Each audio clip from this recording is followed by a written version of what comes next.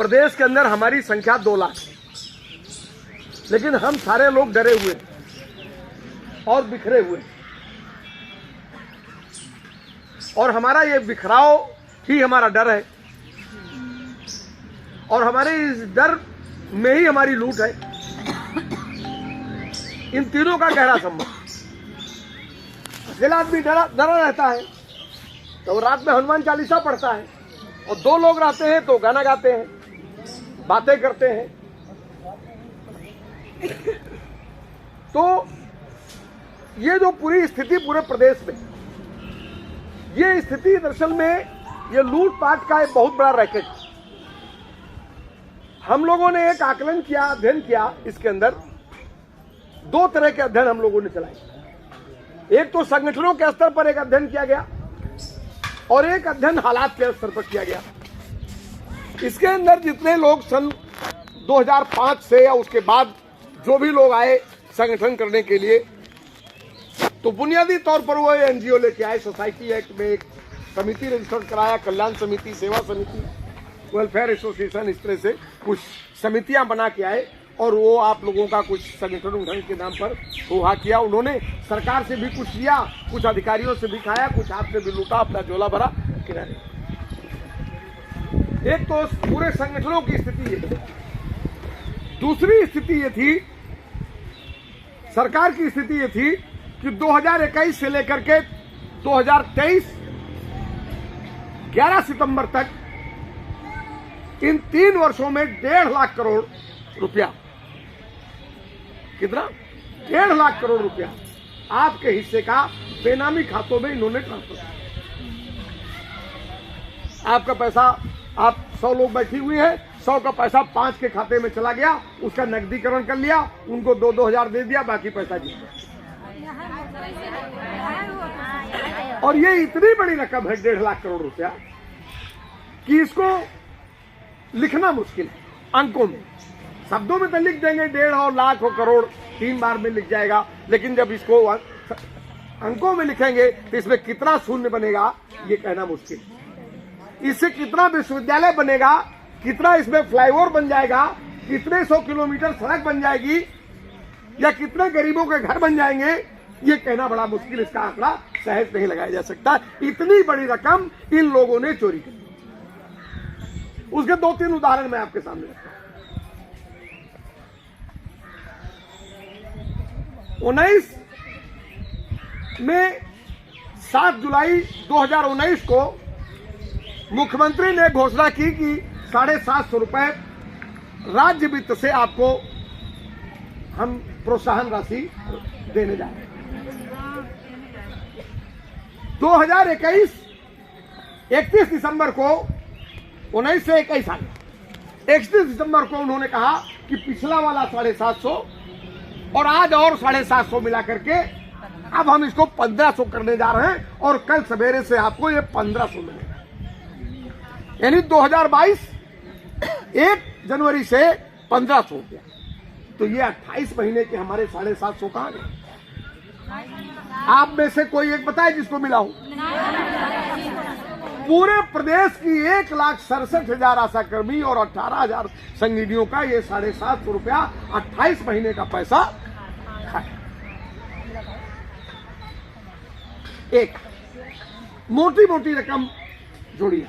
ये 1,18,000 और 1,67,000 मिला के ये 1,80,000 लोग होते हैं, 90,000 लोग।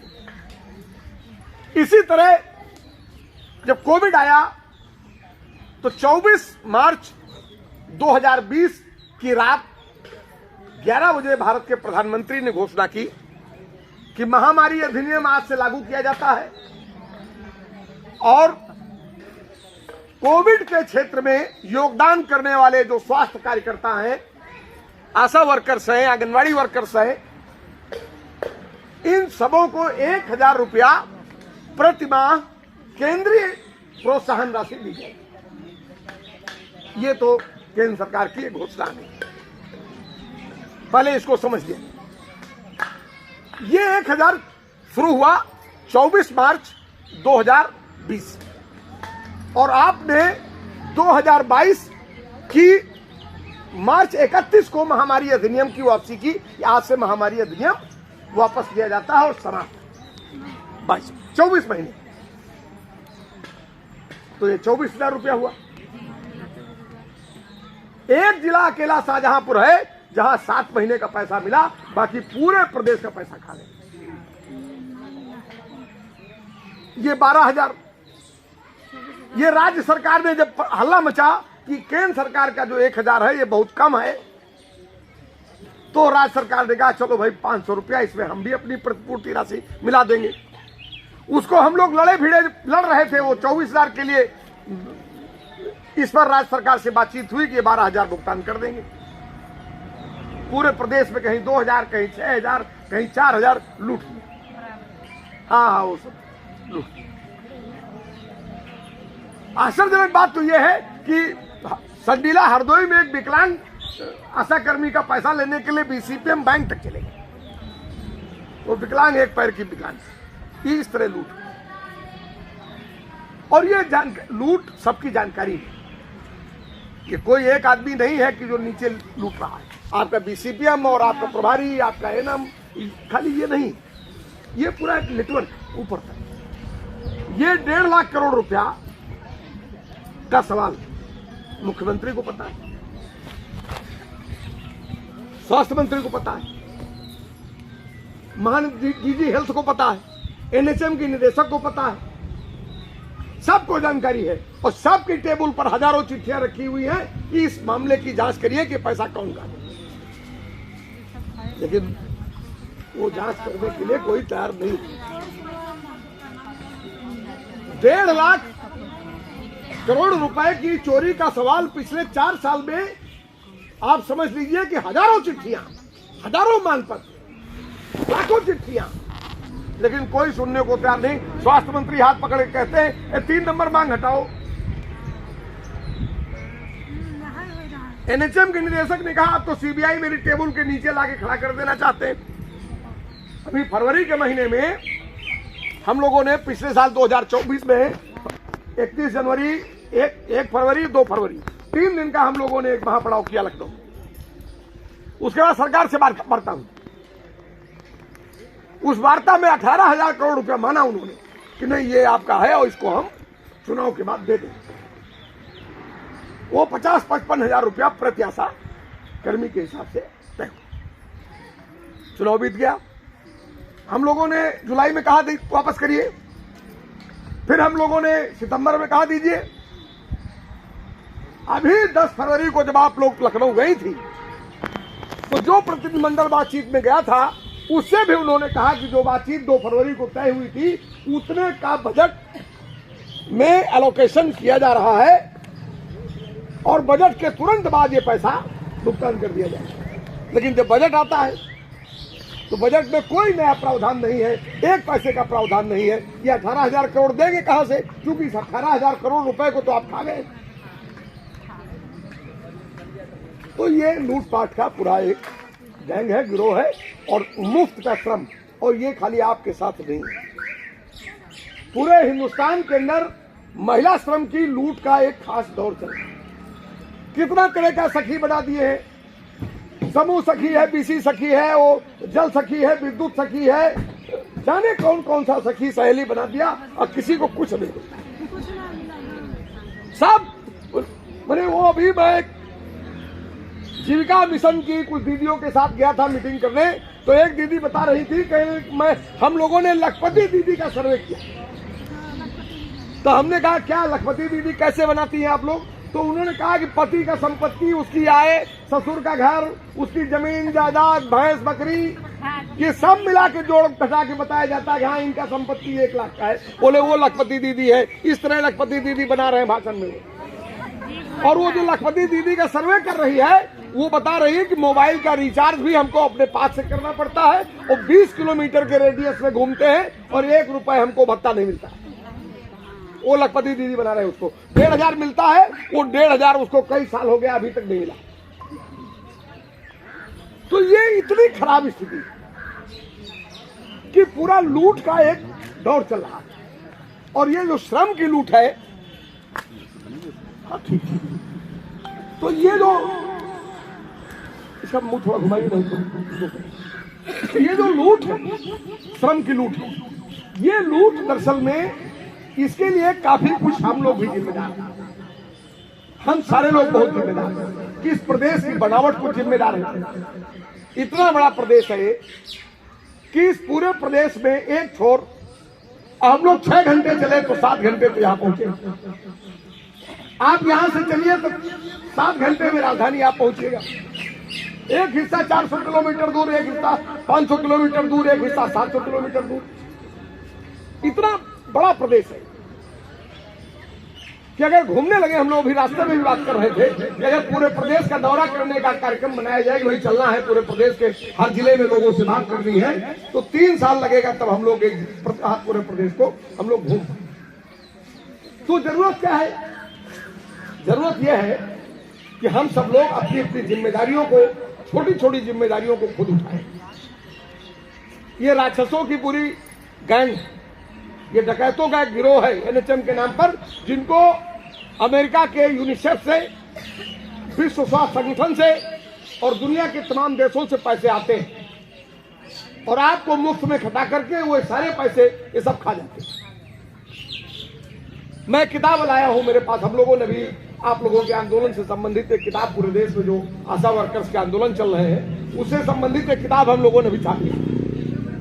आप उसको पढ़िएगा तो देखिएगा कि केरल में सरकार, राज्य सरकार 10,000 देती है,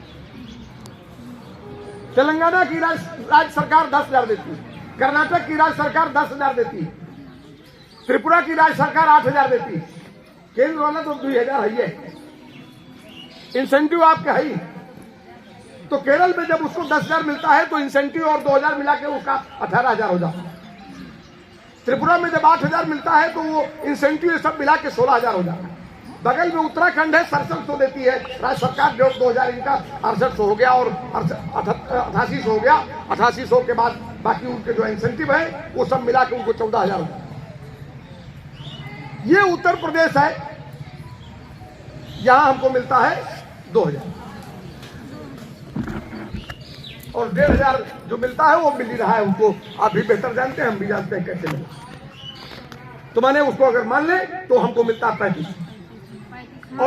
और अभी जो हमारे साथी यहाँ मौजूद हैं, हमारे जो आप सबके परिजन जो यहाँ आए हैं, बच्चे आए हैं, घर वाले लोग आए हुए हैं, गार्जियंस है हमारे, इन सबको बेहतर जानकारी है कि अभी 1 महीने पहले, इसी फरवरी के महीने में जो विधानसभा चली है उसमें वित्त मंत्री और स्वास्थ्य मंत्री, मुख्यमंत्री तीनों ने गला फाड़ फाड़ के कहा कि हम 67 को 50 रुपया दे रहे हैं, 6750 रुपया दे रहे हैं, 6750 रुपया दे रहे हैं। वो किसको मिल रहा है ये आज तक किसी ने नहीं बताया। ये 2021 की 30 दिसंबर को भी उन्होंने यही बात कही थी। तो 4 साल से खाली झूठ की खेती हो रही। एक कानून बना 2013 में, जो मूल सवाल है और जो मूल लड़ाई है, 2013 में ये जो मजदूरी तय होती है, किसी की काम के घंटे तय होते हैं, हमारा भोजन जो तय होता है मजदूर का, ये सब का नियमावली बना हुआ है, उसके तरीके बने हुए हैं। जंगल राज नहीं है कि अब तुमको 15 रुपए देंगे, आपको 25 देंगे, 75 देंगे। तो उसके लिए दुनिया में अंतर्राष्ट्रीय श्रम सम्मेलन होते हैं, फिर राष्ट्रीय श्रम सम्मेलन होते हैं। तो भारत में भी 35वां राष्ट्रीय सम्मेलन हुआ 2013 में। मनमोहन सिंह प्रधानमंत्री थे और ये जो कांग्रेस का इस समय राष्ट्रीय अध्यक्ष है मल्लिकार्जुन खड़गे, ये उस समय श्रम मंत्री था भारत का। मनमोहन सिंह की अध्यक्षता में वो सम्मेलन हुआ। सरकारें बुलाती है सब सम्मेलन, सारे देश के श्रम मंत्री रहते हैं, स्वास्थ्य मंत्री रहते हैं, शिक्षा मंत्री रहते हैं, भोजन मंत्री रहते हैं, वैज्ञानिक रहते हैं, विशेषज्ञ लोग रहते हैं, तमाम तरह के सब लोग इकट्ठा होते हैं। फिर मजदूरी तय करते हैं कि किसकी क्या मजदूरी होगी और कौन कितने में जिंदा रहेगा, कौन कितना बेहतर जीवन जी पाएगा। तो उस सम्मेलन में कहा गया कि आशा, मिड डे मील और आंगनवाड़ी को श्रमिक का दर्जा दीजिए और इनको न्यूनतम वेतन की गारंटी करिए। कौन कह रहा है? भारत के प्रधानमंत्री और श्रम मंत्री कह रहे हैं कि इनको न्यूनतम वेतन दीजिए, इनको मातृत्व अवकाश दीजिए, इनको ईपीएफ दीजिए, इनको ईएसआई दीजिए, इनको ग्रेच्युटी दीजिए, इनको पेंशन दीजिए और इनको कर्मचारी मानिए। ये 2013 में जो भारतीय श्रम सम्मेलन हुआ इसमें सिफारिश हुई। 14 में मोदी जी आ गए। अब मोदी जी ने श्रम सम्मेलन बुलाने बंद कर दिया। हर 2 साल में श्रम सम्मेलन होता है, होना चाहिए, होता था, अब नहीं होता। हम लोगों ने कहा कि 2013 के 45वें भारतीय श्रम सम्मेलन की जो सिफारिश है इसको अब लागू करिए। ये सरकार की सिफारिश है, हम तो कल्पना में नहीं करके लाए इसको, ये तो लिखा पढ़ी में है। आप अपने गूगल में चले जाइए, इसमें टाइप करिए 45वां श्रम सम्मेलन, उसका 39वां पेज देखिए, उसका 4था पैराग्राफ देखिए। एक पेज में लिखा हुआ है, पूरी बात लिखी हुई है कि आपको मातृत्व अवकाश मिलना चाहिए, आपको न्यूनतम वेतन मिलना चाहिए। आज अगर आपको न्यूनतम वेतन और महंगाई परिवर्तनीय दर के साथ जोड़ करके भत्ता अगर दिया जाए तो आपको 42,000 रुपए मिलने चाहिए। आपको खटा कितने में रहे? 2000 में। कितनी चोरी हो रही है आपके श्रम की? 40,000। उत्तर प्रदेश में 2 लाख लोग काम कर रहे हैं, 800 करोड़ रुपए महीने में चोरी हो रही। पूरे देश में 20 लाख आशा वर्कर्स है। कितनी बड़ी डकैती है। इस लूट को समझना होगा। हम दोस्त और दुश्मन में फर्क नहीं कर पाते हैं। हमारे एक एक बूंद पसीने की जो कीमत है वो किसकी पेटी में जा रही है, किसकी तिजोरी में जा रही है, कौन हमारा हिस्सा खा रहा है, कौन हमारे बच्चों की थाली का भात छीन रहा है। तो कभी हम लोगों को एकताबद्ध होकर, एकजुट होकर वो हाथ जो बार बार हमारे बच्चों की थाली का भात छीनने के लिए बढ़ता है, उस हाथ को मरोड़ने की ताकत और हिम्मत कभी हम लोगों को सामूहिक रूप से जुटानी होगी, वो ताकत हासिल करनी होगी, तभी इसको हम आप रोक सकते हैं। अन्यथा इस लूट को कोई रोक नहीं सकता है। इस श्रम की जो लूट हो रही इसको भी कोई नहीं रोक सकता। लड़ाई बहुत किनारे है। ये बात समझ लीजिए कि बहुत उल्टी हवा बहाने का मामला है। पूरे देश का स्वास्थ्य का ढांचा खत्म हो गया है। ये सब लोग की टटियां हैं। तुम्हारे जो CSC, PSC और जिला अस्पताल, PGI से लेकर के और रोज लोहिया फोहिया जितने बने हैं, ये सब लोग की टटियां हैं। कुछ नहीं बचा इनमें सब संविदा और आउटसोर्सिंग में 9,000 में नर्स मिल जाएगी आपको, 7,000 में ANM मिल जाएगी, 10,000 में फार्मासिस्ट मिल जाएगा, 9,000 में आपको टेक्नीशियन मिल जाएगा। ये सब एक वहीं पर एक बैठी हुई नर्स 3,60,000 रुपए तनख्वाह पाती, और उसी के बगल में एक बैठी हुई है जो आउटसोर्सिंग और संविदा में आई है, वो 10,000 पाती। आप क्या है देखिए, जो परमानेंट ANM होगा उसका तनख्वाह 36,000 से 42,000 है, और जो ऐसे संविदा में आई हुई है वो 10,000 में वो जुड़ा घूम रही है। उसका मायका जो है उत्तराखंड में है और नौकरी कर रही है वो श्रावस्ती, नौकरी कर रही है महाराजगंज, नौकरी कर रही है चंदौली के बॉर्डर में। तो ये जो लूट है ये खाली एक जगह नहीं है, इसका दायरा बहुत बड़ा है। हमारे बच्चे जो नौकरी में जाते थे अब उनका काम खत्म हो गया, कहीं काम धंधा नहीं है सर, ये बात सही है। और है भी तो 9,000 10,000 में आइए, कंपनियां हैं, सरकार कंपनी को 40,000 देने को तैयार है, लेकिन हमारे बच्चे को सीधे वो 9,000 से ज्यादा देने को तैयार नहीं है। हमको सीधे नौकरी देने को तैयार नहीं है। तो बुढ़ापे की लाठी भी छिन गई है, कहीं कुछ है नहीं। तो हम आपको लड़के ही कुछ एक बेहतर जिंदगी का रास्ता तलाशना होगा। तो हम क्या कह रहे हैं, किसानों ने क्या कहा, हम तो वही बात कह रहे हैं जो भारत के किसान कह रहे थे। किसानों के पास भी एक सिफारिश थी। दिल्ली के बॉर्डर पर जो किसान बैठे थे, यह जो लड़ाई किसानों की आज भी चल रही है, किसान इतनी गुर्बत में है। स्वामीनाथन कमेटी बनी, एक आयोग बना, एक वैज्ञानिक थे स्वामीनाथन। तो स्वामीनाथन जी के नेतृत्व में एक कमेटी बनी और उन्होंने कहा कि जो किसान मर रहा है, खेती मर रही है, किसानी जो है बहुत गुर्बत में है, किसान आत्महत्याएं कर रहा है, वो कर्जे में डूबा हुआ है, तो इनको उबारने के लिए उन्होंने सिफारिशें की। उसको कहते हैं स्वामीनाथन कमेटी की सिफारिश। किसान उसको लेकर लड़े। सरकार ने स्वामीनाथन आयोग की रिपोर्ट देने का वादा करके और लगा दिया कुछ और। तो दिल्ली में बैठे 3 साल लड़ाई चली, उसमें कुछ लोग शहीद हुए, मारे गए, कुछ जलागर्मी बरसात में मरे। सरकार को उन्होंने हराया, कुछ हासिल किया, लौटे, अभी लड़ाई जारी। ठीक उसी तरह एक सिफारिश हमारे पास है। जिस तरह एक सिफारिश किसानों के पास है, स्वामीनाथन आयोग की सिफारिश है उनके पास, उसी तरह 45वें श्रम सम्मेलन की सिफारिश हमारे पास भी है। लड़ाई बड़ी, लेकिन इस लड़ाई को अगर सलीके से लड़ा जाए तो सरकार को पीछे ढकेल करके एक शानदार और बेहतर जिंदगी और अपने बच्चों के लिए एक निवाले की व्यवस्था हम कर सकते हैं। वो 45वें सम्मेलन की सिफारिश अगर लागू कराने में हम अपनी लड़ाइयों के माध्यम से कामयाब हो जाए तो एक दिन भी अगर हमारी नौकरी का शेष रहेगा तो हमारी ये 20 साल की 25 साल की जो भागदौड़ है, ये अपमान और जिल्लत जलाल की जो भूख की जो जिंदगी है, इससे हमको छुटकारा नहीं मिलेगा। उसकी शर्त है कि हम सबको एकजुट होना, हम सबको अपने भय पर काबू पाना, एक दूसरे पर भरोसा करना, मजबूत ढांचे और कमेटियां बनानी, संगठन का एक ऐसा मजबूत ढांचा खड़ा करना होगा। ये बाहर से आया हुआ नौकरी करने हमारे गांव में, ये जो बैठा हुआ आपके पीएससी में या सीएससी में, ये बाहर से नौकरी करने आया हुआ है। 500 किलोमीटर, 400 किलोमीटर, 300 किलोमीटर दूर से आकर के हमारे गांव की बहन बेटी को जो है बेइज्जत करता है, आपकी जेब से पैसे निकाल लेता है। आप अपने बच्चे के टॉफी के लिए 5 रुपए का इंतजाम नहीं कर पाते हैं, 10 रुपए के लिए मुंह सुखाए घूमती रहती है दिन भर, और महीने भर में जब पेमेंट आता है तो 500 लाइए तब वाउचर देंगे, वाउचर लेंगे। 2000 करोड़ रुपया, 2000 करोड़ रुपया गिन नहीं सकते इसको भी। एक साल में उत्तर प्रदेश के अंदर खाली वाउचर जमा करने के नाम पर आपसे लूट ले जाते हैं। ये बड़ी छोटी लूट है, 2000 करोड़ रुपया, और मैंने इसको मिनिमाइज किया। 2 लाख लोगों को से अगर 500 रुपया महीना, 500 रुपया सालाना अगर चोरी की जाए, आप इमेजिन नहीं कर सकते हैं कि ये कितनी बड़ी डकैती पड़ रही। तो 2 तरह की लूट हो रही है।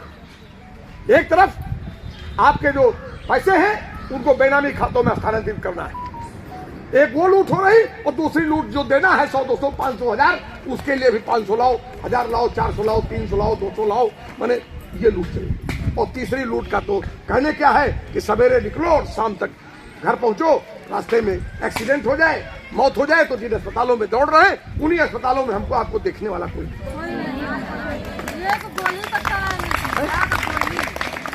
कोई देखने वाला नहीं, कोई पूछने वाला नहीं।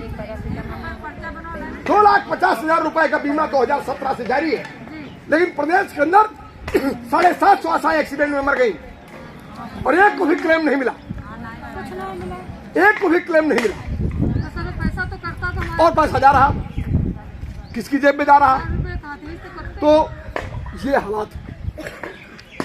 स्वास्थ्य बीमा चाहिए, जीवन बीमा चाहिए, न्यूनतम वेतन चाहिए, मातृत्व अवकाश चाहिए।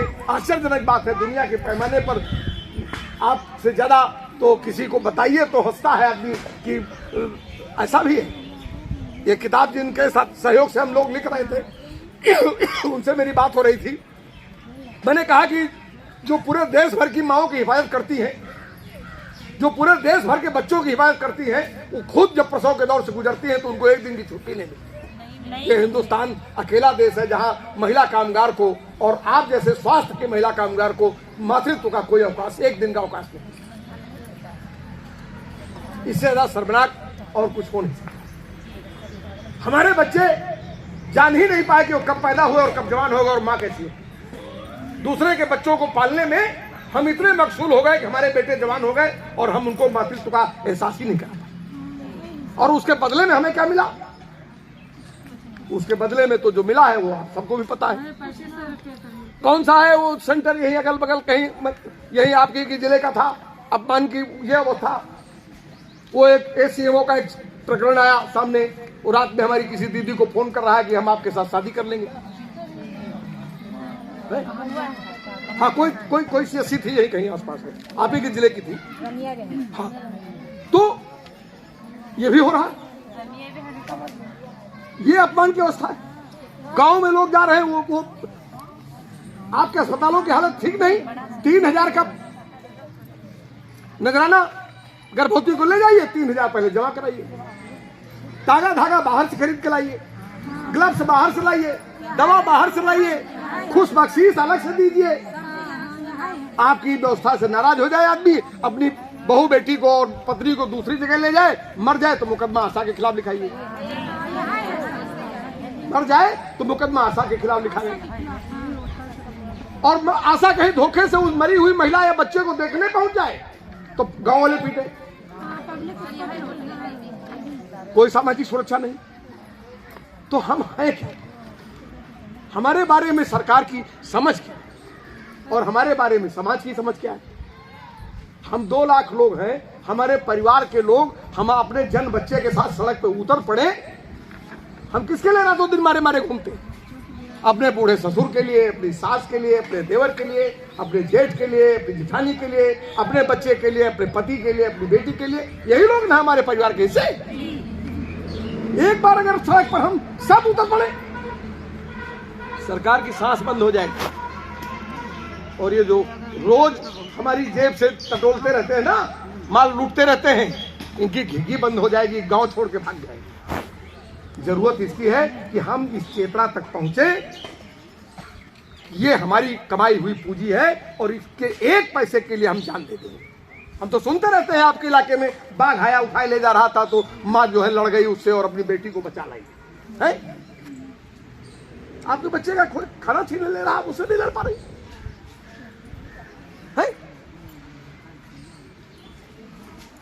तो सब लोग एकजुट होइए, ताकत बनाइए। 800 हो, इन 4 जगहों में 800 लोग होंगे, 1000 लोग होंगे। एक एक को गोलबंद करिए। सब अगुआ नहीं रहते हैं समाज में, कुछ अगुआ रहते हैं, कुछ पिछुआ रहते हैं, कुछ चमचे और दलाल रहते हैं। वो धीरे धीरे अलगाव में चले जाते हैं। लड़ना पड़ेगा। एक लड़ाई हम लोगों ने बनाई 2020 के बाद से शुरू करके 21 तक शुरुआत करने में लगा। इन पिछले 3 वर्षों में हम लोगों ने एक लड़ाई पूरे प्रदेश के अंदर धीरे धीरे खड़ी की। हम और कुछ भी हासिल नहीं कर सके, लेकिन हमने सम्मान के सवाल को और इस लूट के सवाल को जरूर चैंपियन किया और धीरे धीरे एक बड़ा आधार बना है। प्रदेश के 50 जिलों तक हमारी पैठ है और तमाम कमेटियां, ढांचे, उसका नेतृत्व और तमाम एक समर्थकों की एक पूरी टीम धीरे धीरे खड़ी हो रही और हम लोग एक निर्णायक लड़ाई की तरफ बढ़ रहे हैं। जिस तरह ये हमारे लिए बहुत मुश्किल समय है, उसी तरह इस मुल्क के अंदर और इस प्रदेश के अंदर जो सरकारें हैं उनके लिए भी बहुत मुश्किल समय है।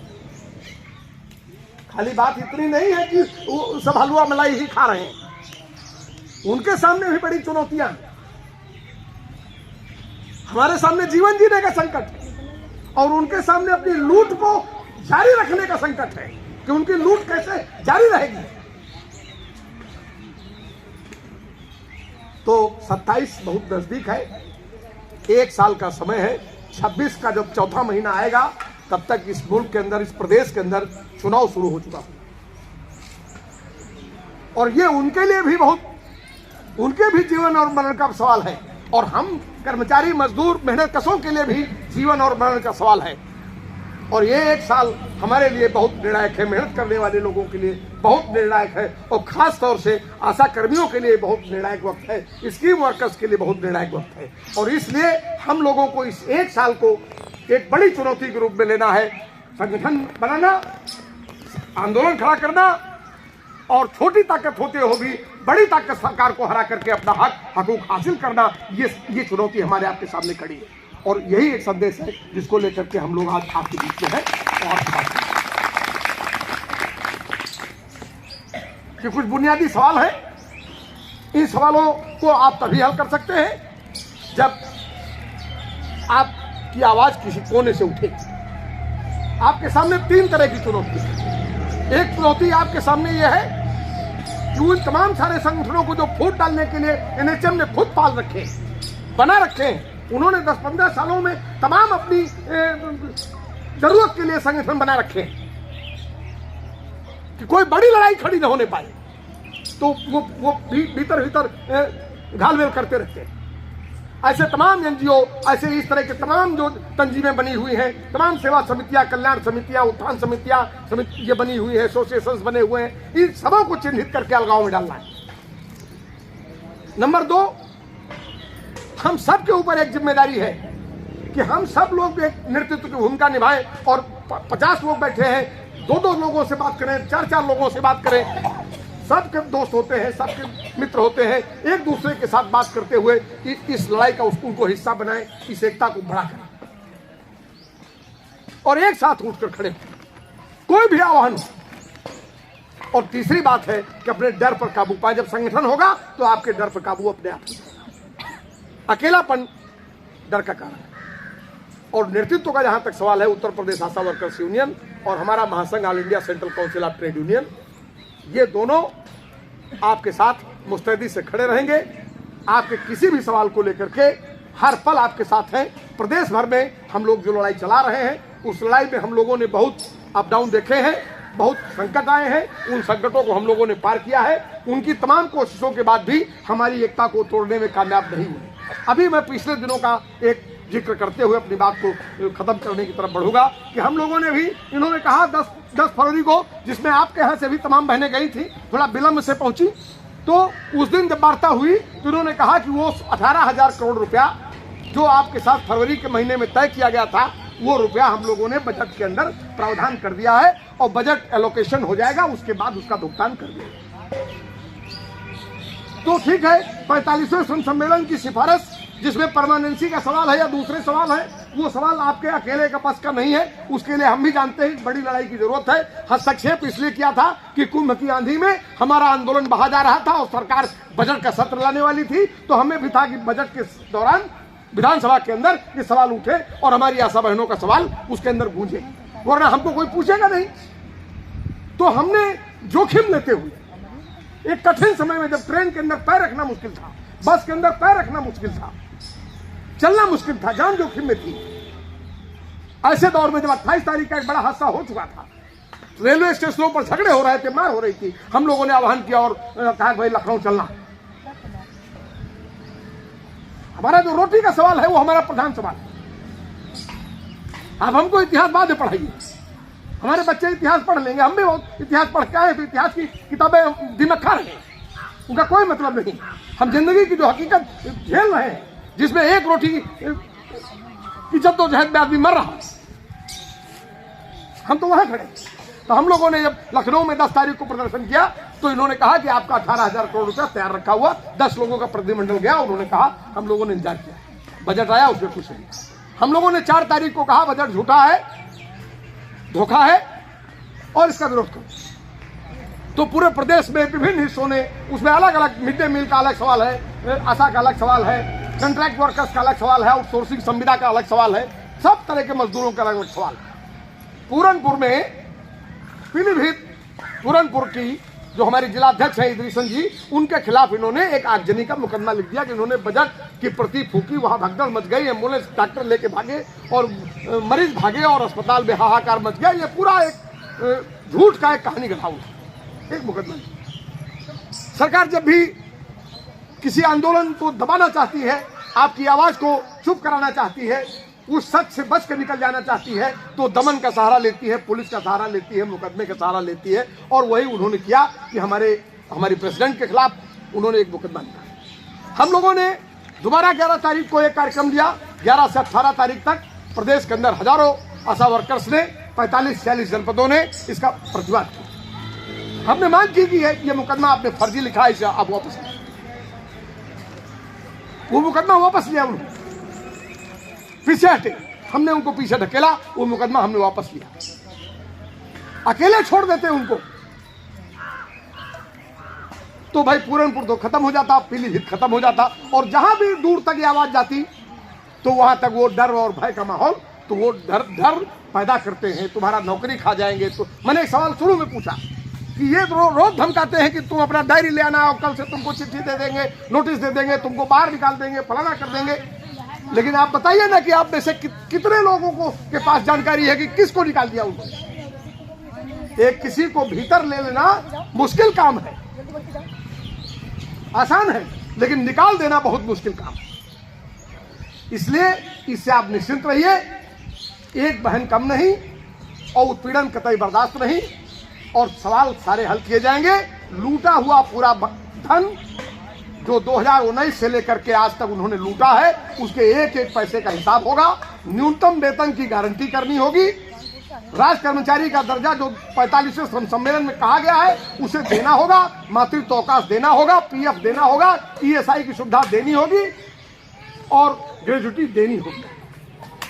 लड़ाई यहां जाकर थोड़ा सा आराम करेगी, तब तक लड़ाई चलती रहेगी। आप सब लोग आइए, उसका हिस्सा बनिए, अपने संगठनों को मजबूत करिए, संगठन माने कमेटियां बनाइए, ब्लॉक की कमेटियां बनाइए, आपस में यहाँ के जो स्थानीय लोग हैं वो आप लोगों के बीच में आकर के जाकर के एक दूसरे के साथ इंटरेक्शन करके अपनी ब्लॉक कमेटियां बनाएं, एक जिला सम्मेलन करें, जिला की कमेटी बने, कुछ सदस्यता करें, निश्चित हो उससे मेंबर बने, ज़्यादा से ज़्यादा फैलाव करें कि अगर आपके जिले में 3000 लोग हैं तो किसी भी आंदोलन का हिस्सा 2000 लोग बनकर खड़े हो जाए। उस तरफ हम लोगों को चलना है और निश्चित तौर से हम लोग इसी 1 साल में इस लड़ाई को जीतेंगे और निश्चित तौर से सरकार पीछे हटेगी। वो हिल डुल रही है, कुछ देना चाहती है, कुछ नहीं देना चाहती है, उसे लगता है कि काम चल जाए तो चल जाए, धक्का मार के पीछे धकेलो, ये भी लगता है, फिर लगता है दे देंगे, फिर वो तो ये दोनों पक्षों के बीच में एक रस्साकसी जारी है और हमको अपनी ताकत बढ़ानी है। और जिस दिन हम लखनऊ की धरती पर